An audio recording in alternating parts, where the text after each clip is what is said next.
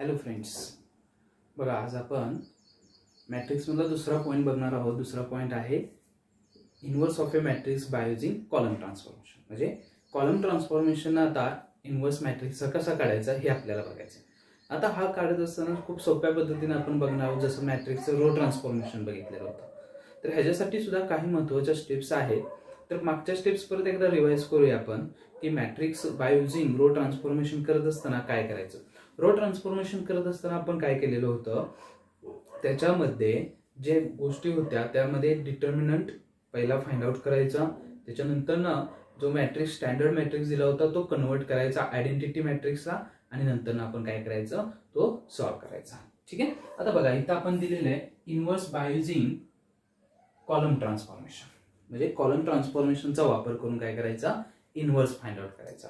ठीक आहे. आता कॉलम ट्रान्सफॉर्मेशनचा वापर करायचा आहे म्हणजेच काय, तर पहिल्यांदा आपण काय करूया, कन्सिडर करूया ए मॅट्रिक्स जो आपला स्टँडर्डचा होता तो असेल A11, A12, A13, A21, A22, A23 and last one A31, A32, A33 असा मॅट्रिक्स जो आपला रेग्युलर आहे तो कन्सिडर केला. ठीक आहे.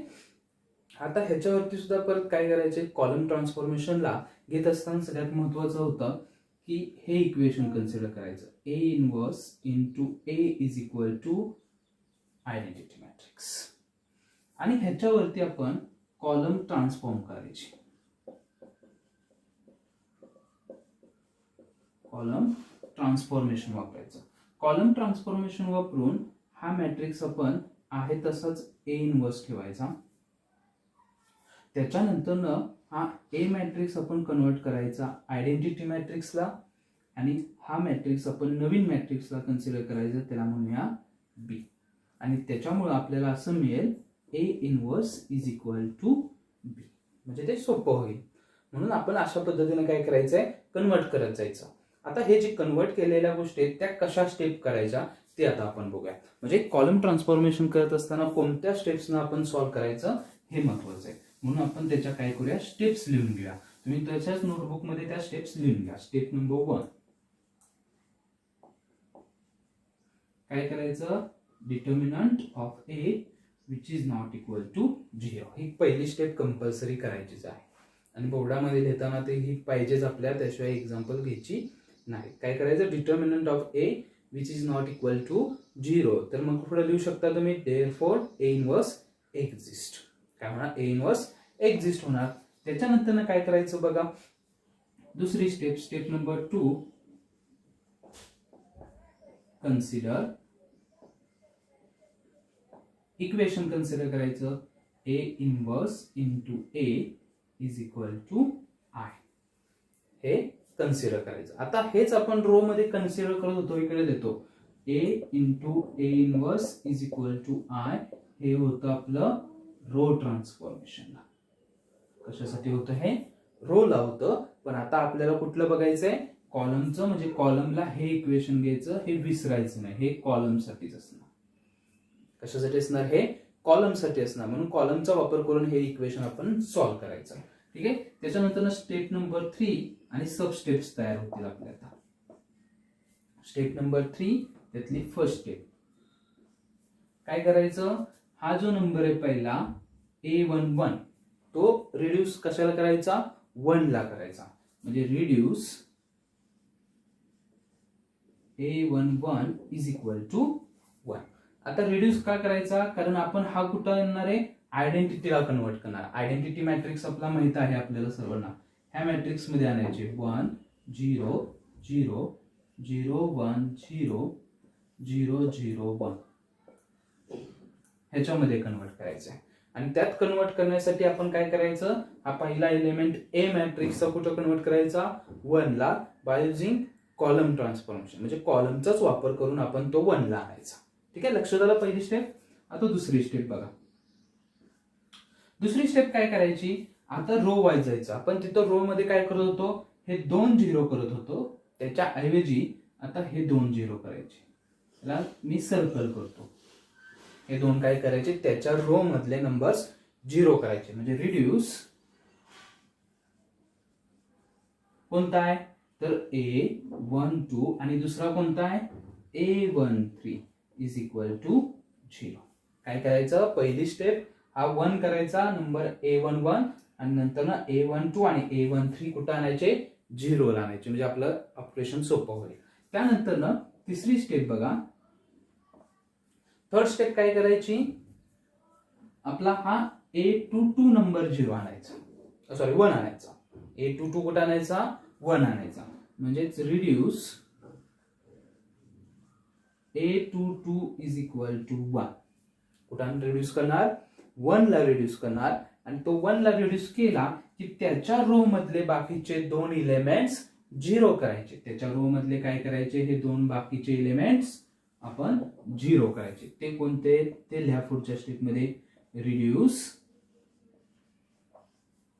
कोणता आहे A21 आणि A23 इज इक्वल टू 0 हे दोन काय करा 0 करा म्हणजे सोपं होत आहे अवघड होत नाहीये ह्या स्टेप नुसार आपण जाणार आहोत म्हणजे सोपं होतील एक्झाम्पल ठीक आहे लक्षात आलं. आता पुढची स्टेप नंबर त्यातली सब स्टेप 5 काय तर हा नंबर तुमचा काय करा तुम्ही 1 करा तो नंबर कुठे न्या 1 ला न्या तो 1 ला न्या म्हणजेच काय रिड्यूस A कुठला आहे 33 इज इक्वल टू 1 A33 कुठे न्यायचा 1 ला न्यायचा तो 1 ला नेला की हे दोन आपले राहिलेले एलिमेंट्स याला बॉक्स करतो मी तुमच्या लक्षात येण्यासाठी हे दोन काय करायचे 0 ला न्यायचे म्हणजेच लास्ट स्टेप असेल रिड्यूस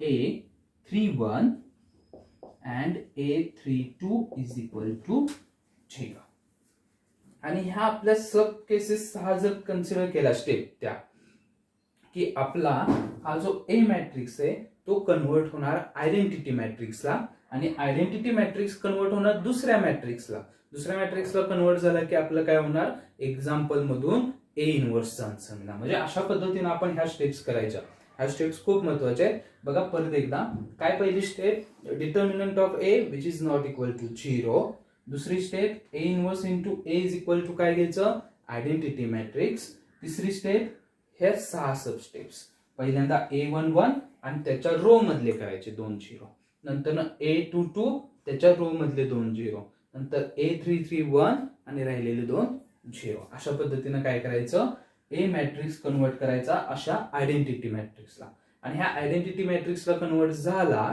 की आपण काय काढू शकतो त्याचा A इनव्हर्स काढू शकतो म्हणजे ह्या स्टेप्स आपण करायच्या आणि ह्याच्यावरची एक्झाम्पल सॉल्व्ह करायची ठीक आहे. आता आपण ह्याच्यावरचं काय करूया एक्झाम्पल बघूया बघा आता example find the inverse of matrix एक दिलेला आहे 4 1 3 1 by using column transformation mention केलेलं आहे आपल्याला कशाने वापर करायचा आहे कॉलम ट्रान्सफॉर्मेशनचा वापर करून आपल्याला सॉल्व्ह करायचा आहे. मग आता कॉलम ट्रान्सफॉर्मेशनचा वापर करून सॉल्व्ह करत असताना आपल्याला सगळ्यात जास्त महत्त्वाचं काय आहे त्याच्यामध्ये की ही जी एक्झाम्पल्स दिलेली आहेत ती कॉलमचाच वापर करून सॉल्व्ह करायची. मग आता 2x2 चं एक एक्झाम्पल घेऊया आपण आणि 3x3 चं एक एक्झाम्पल म्हणजे तुम्हाला दोन्ही पण एक्झाम्पल लक्षात येतील देतो. तर आता पहिल्यांदा बघा आपण मागे एकदा सांगितलं त्याच्यानुसार मॅट्रिक्स कन्सिडर करायचा. फर्स्ट वन कन्सिडर सोल्युशन घेऊया आपण त्याचं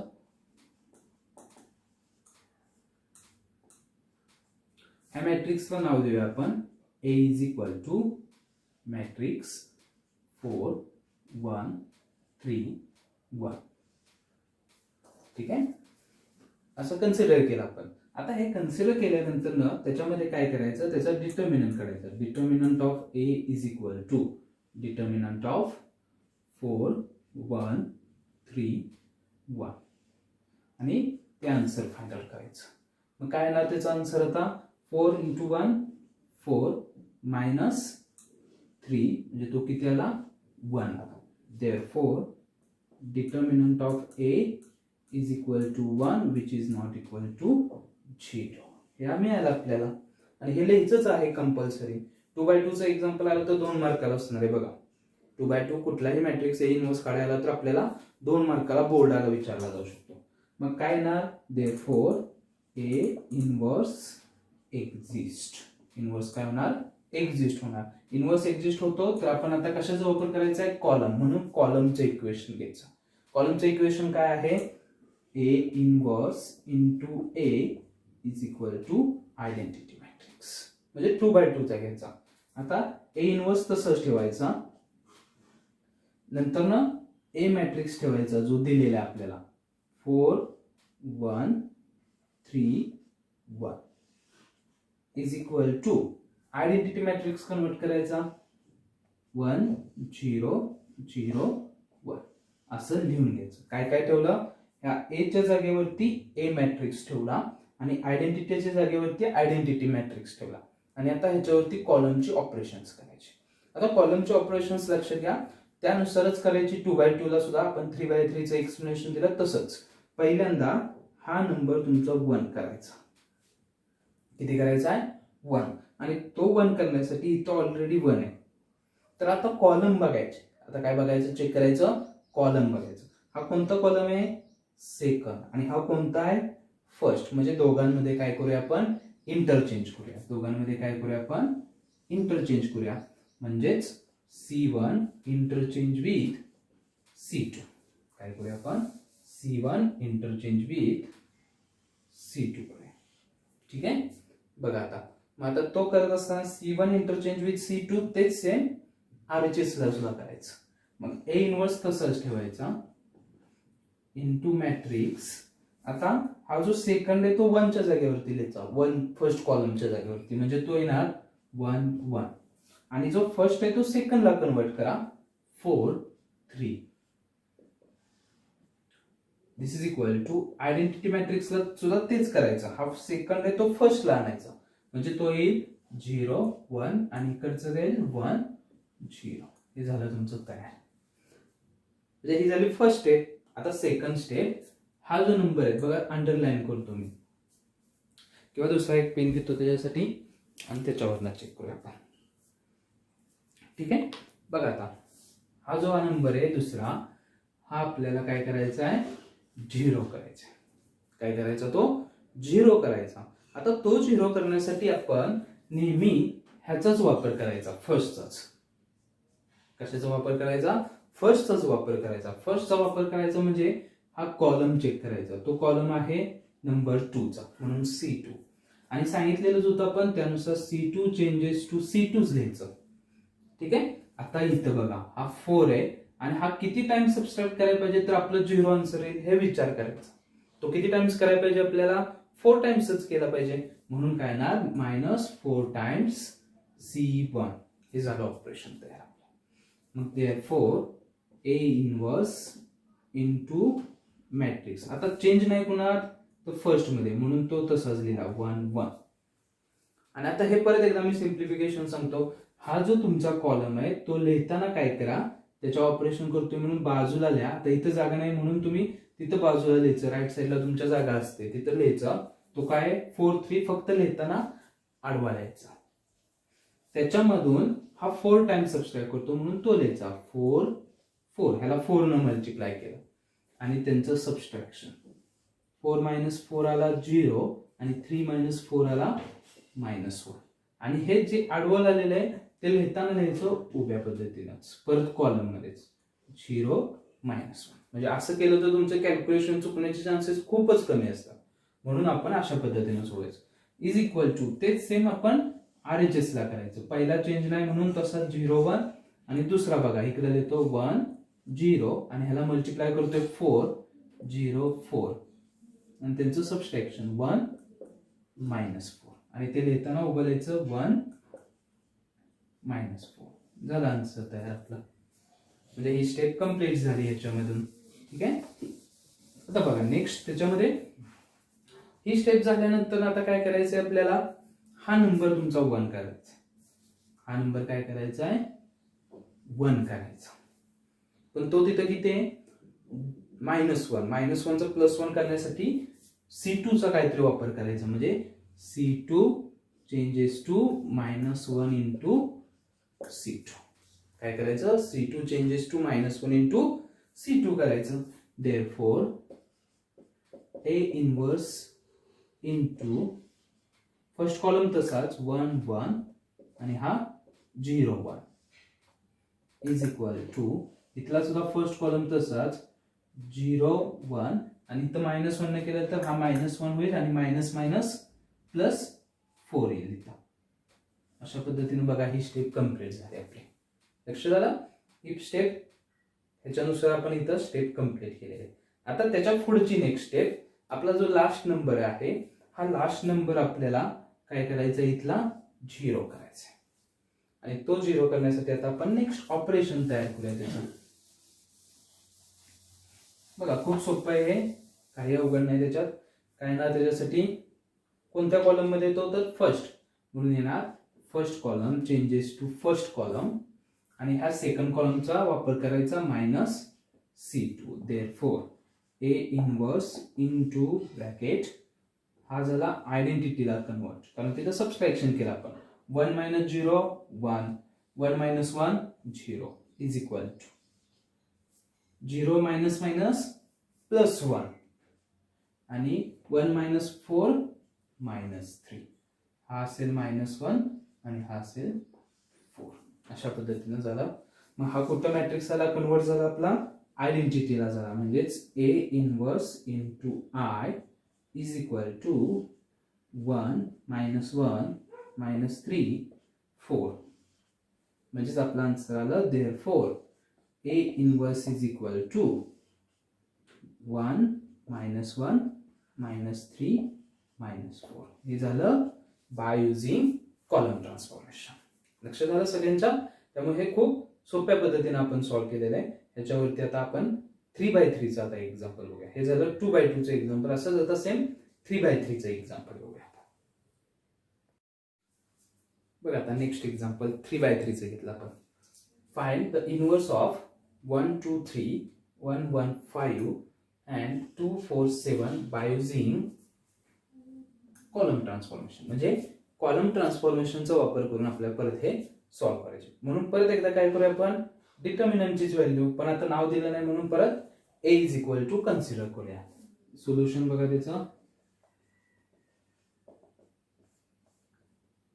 let A is equal to, बघा मॅट्रिक्स A कन्सिडर करायचा, जो दिलेला आहे तो 1 2 3 1 1 5 2 4 7.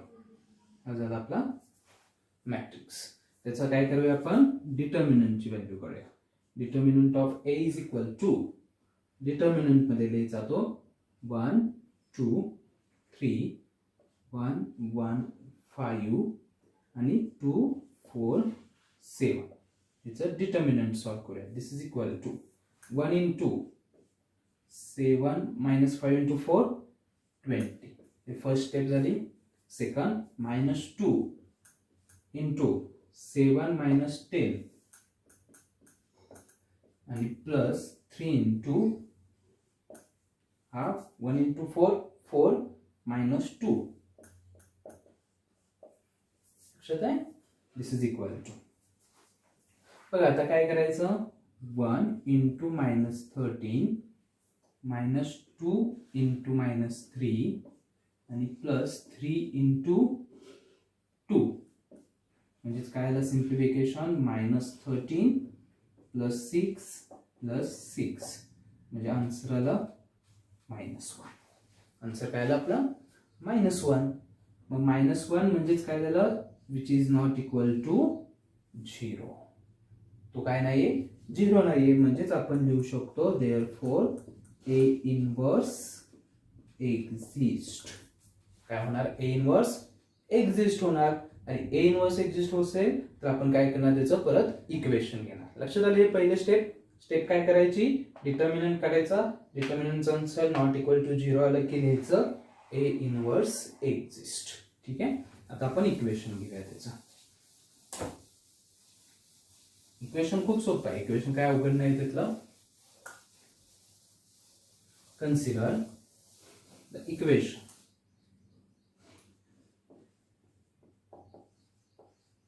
काय equation, A inverse into A is equal to identity matrix. हे इक्वेशन आहे. देअरफॉर A इनवर्स तसंच ठेवा. A च्या मॅट्रिक्स मध्ये A मॅट्रिक्स पुट करा, हा 1 2 3 1 1 5 आणि last 2 4 7 is equal to identity matrix त्याचा ऑर्डरचा घ्यायचा, तो काय येणार 1 0 0 0 1 0 आणि 0 0 1. लक्षात आलं? बघा आता हे लेतच तुम्ही नोटबुक मध्ये नोट डाऊन केलं तर बरं पडेल त्याच्यात. 4 आता बघा फर्स्ट वन की आपल्याला हा नंबर तुमचा 1 पाहिजे, तो ऑलरेडी 1 आहे. हा तो काय आहे ऑलरेडी 1 आहे, म्हणजे हे दोन नंबर तुम्हाला काय करायचे आता 0 करायचे. म्हणून त्याच्यासाठी पहिल्यांदा त्यांचे कॉलम्स कोणते आहेत बघा. मग हा कोणता कॉलम आहे सेकंड, म्हणून तो C2 चेंजेस टू C2 येणार. मायनस किती टाइम्स केला पाहिजे 2 टाइम्स C1 करायचा. आणि पुढचा C3 चेंजेस टू C3, हा 3 म्हणून इथं 3 आणायचा, मायनस 3 टाइम्स C1. म्हणजेच काय होईल therefore A inverse into matrix. आता फर्स्ट मध्ये काय करत नाही तो तसंच लिहून ठेवा 1 1 2. ठीक आहे. आता सेकंड मध्ये आपण काहीतरी करतोय म्हणून त्याचं मी सांगितल्या पद्धतीने बाजूला लिहायचं. 2 1 4 बाजूला लिहिला आणि ह्या फर्स्टला आपण 2 न मल्टिप्लाय करतोय. कशाने करतोय 2 न, म्हणजे 2 2 4 होईल. 2 2 4 आणि ह्याचं सबस्ट्रॅक्शन 2 - 2 0 1 - 2 -1 4 - 4 0. बघा अशा पद्धतीने आलं. लक्षात आलं? मग ते तिथं लिहित असताना जे आडवाले ते फक्त उभं करायचं इथं 0 -1 0. म्हणजे आपले कॅल्क्युलेशन सोपी होती. सिमिलरली आता थर्डचं करूया आपण. 3 5 आणि 7 आहे. 3 5 7 आणि फर्स्टला काय करायचं 3 न मल्टिप्लाय करायचं. फर्स्ट कॉलमला इथं दिलेलं आहे 3 न मल्टिप्लाय, म्हणजे 3 3 6 येईल. 3 3 6 याचं सबस्ट्रॅक्शन 3 - 3 0 5 - 3 2 आणि 7 - 6 1. म्हणजे हा आला 0 2 1. मॅट्रिक्स कंप्लीट केला. आणि आता दिस इज इक्वल टू हा काय येणार इथं सुद्धा तसंच होणार 1 0 0 तसंच राहील. आणि आता हा 2 टाइम्स सबस्ट्रॅक्ट करतो, म्हणजे 0 - 2 -2 1 - 0 1 आणि 0 - 0 0. इथं 3 टाइम्स होणार 0 - 3 -3 0 - 0 0 आणि 1 - 0 1. हे झालं फर्स्ट आपलं ऑपरेशन. बघा लक्षात आलं सगळ्यांच्या. आता नेक्स्ट स्टेपला जाऊया आपण. हे काय नंतर मग तुम्ही इरेज केलं तरी चालू शकेल, काही फरक पडत नाही. आता नेक्स्टला बघा काय करायचं आपल्याला. नेक्स्ट मध्ये आपला हा इलेमेंट 1 करून घ्यायचा आणि तो काय आहे -1 आहे. म्हणजे तिथं +1 येण्यासाठी -1 ने काय करा मल्टिप्लाय करा. पण तो कुणाला करायचा फक्त कॉलमला. इथं रोला अजिबात करायचा नाही, फक्त कशाला करायचा कॉलमला. मग तो कोणत्या कॉलम मध्ये C2 मध्ये, म्हणजे C2 changes to -1 into C2. Therefore A inverse into matrix 1 1 2 तसाच राहिला. ह्याला -1 ने केला 0 1 0 आणि तर तिसरा तसाच राहिला 0 2 1 इज इक्वल टू फर्स्ट तसाच राहणार 1 0 0. दुसऱ्याला -1 ने केलं तर 2 -1 0 आणि तिसरा तसंच राहिला -3 0 1. हे झालं आपलं नेक्स्ट ऑपरेशन. लक्षात आलं? आता बघा नेक्स्ट काय करायचंय जरा विचार करा, इथं सांगणारच आहे तुम्हाला. तर नेक्स्ट मध्ये काय करायचं, हे राहिलेले दोघं 0 करायचे. हा नंबर आणि हा नंबर आपल्याला 0 करायचा. म्हणून पहिल्यांदा परत एकदा तसंच बघायचं, तो कोणत्या कॉलम मध्ये. हा आहे फर्स्ट कॉलम मध्ये, म्हणजे C1 चेंजेस टू C1 आणि हा सेमच आहे, म्हणजे सबस्ट्रॅक्शन फक्त -C2. आणि इथले 2 0 करताना C2 चाच वापर करायचा, इथले 0 करताना C3 चा वापर करायचा आणि इथले 0 करताना आपण केला होता C1 चा. म्हणजे तशा पद्धतीने गेला तर सोपं पडेल. हे काय दुसरं पुढचं C3 changes to C3 - 2 times C2. आता इथं मी डायरेक्ट करतो.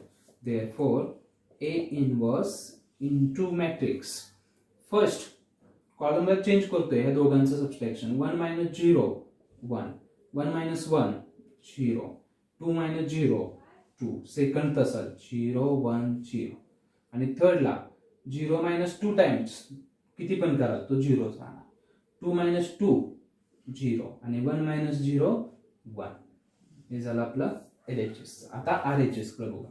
दिस इज इक्वल टू या दोघांचं subtraction 1 minus 2 minus 1, 0 minus minus plus 1, आणि 0 मायनस 0 0.